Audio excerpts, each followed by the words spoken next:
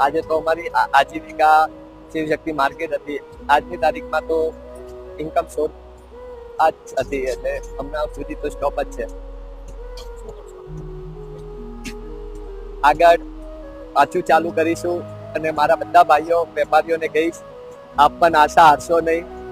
આપણે ફરીથી ઊભા થશું. આપણે રાજસ્થાનથી પોસ્ટ અપ આવ્યા છીએ, કઈ લઈને નથી આવ્યા હતા. જ્યારે આજથી 20-25 વર્ષ આપણા પપ્પાઓ આવ્યા હતા ત્યારે આપણી પાસે કંઈક હતું નહીં કે થોડું ઘણું હતું, પરંતુ આપણે આશા સાથે સુરત આવ્યા છીએ.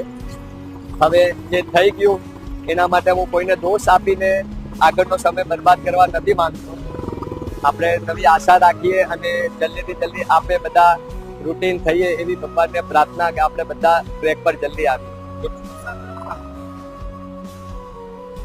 આ માર્કેટની અંદર લગભગ અમારા ભાઈઓ જ છે, એટલે આ આખું નુકસાન અમારું જ છે.